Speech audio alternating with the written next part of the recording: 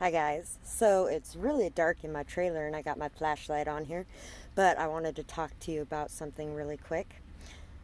When you're dealing with spiritual warfare, who gave them those powers? If the Most High gave them those powers to be used in a good way, and they decide to turn on those gifts and use them in a not such good way, those things can be taken away. And the only way they can get to you is if you start straying from your faith and start fearing that they can get to you. But if you stay on course and stay on path, then you have nothing to worry about. Have faith and trust that your ancestors, your guides, your angels, your God is standing behind you 110%. Don't fear the evils, because as they giveth, they can also take away, right? And I just wanted to say that that is their biggest power, is getting to you through fear, anxiety, insecurity, the weaknesses they see you as or they perceive you as having. Well, what do we do when we have a part of us that is weak? We work to make it strong, right? Kind of like when you want to get in shape and you want to work out so that you can be stronger and you can be healthier, or anything of the sort that you do like that. Working out your faith is a very important thing as well. Testing that faith. Being able to face those things and go, okay, I'm starting to have this fear and this anxiety again. I just need to pray about this, and I need to let them take this burden, and then I need to go about my day and know that everything is going to be fine, because I am protected and I am looked after. I am trying to do good things in this world. And even if something does happen to me, you know what? We all have our time. And we all have an important role to play when our time does come. Every death that ever happens has a meaning to it. It's given meaning to the world around it as it has happened. Without the death of my father and the other 5 people that I've lost the last couple of years, I wouldn't be who I am today. Especially the death of my father. When that one hit, it really drove me into gear to get my stuff done, because I promised him that I would be able to be on my own 2 feet and doing good. Regardless of where I was at in life, I'd be doing good and I'd be taking care of myself. And here I am every day taking care of myself. He doesn't have to worry about me anymore, and he can go to his peaceful rest because he was avoiding dying. And a lot of it was because he wasn't wanting to leave behind those he loved, who he thought he needed to be there for to protect. When he died, he was diagnosed with liver cancer stage 4 liver cancer, a year after he quit drinking. When he quit drinking, it was about a year later, and he found out he had stage 4 liver cancer. Sorry, I got lost in that for a second. And they gave him, at the most, 6 months to live if he did radiation and chemo. And he's like, I'm not doing that. I can't do that.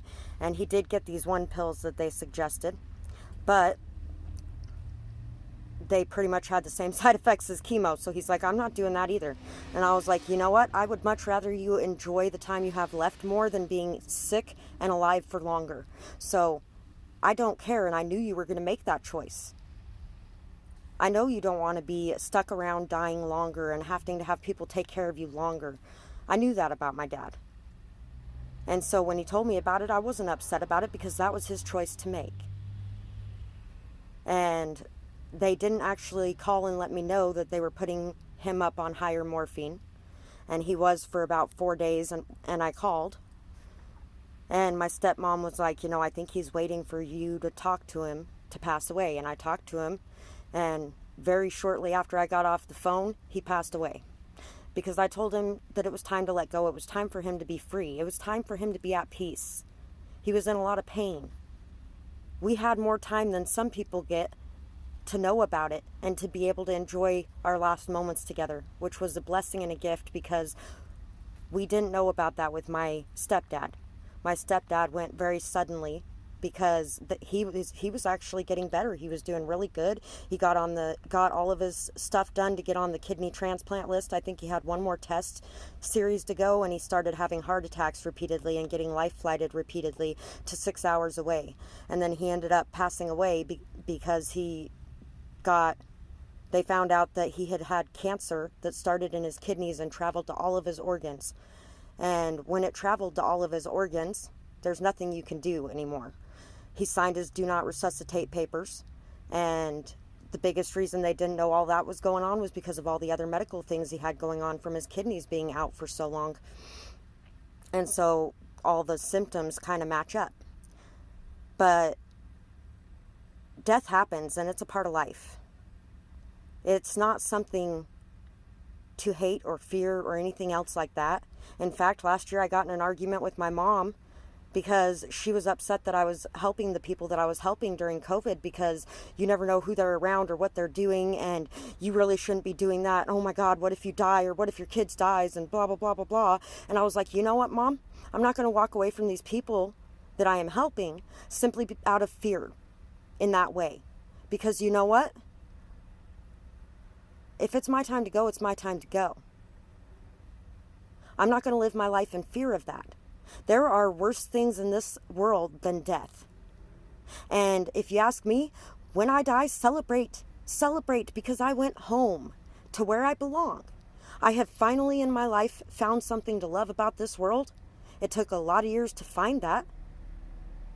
And I do feel that way now, and have for a while at this point. But that is still my home. And that's where I'm going when I'm done here. Have that kind of faith. Have that kind of trust. And don't live your life in fear. So that's pretty much what I have to say, and it probably jumped around a lot.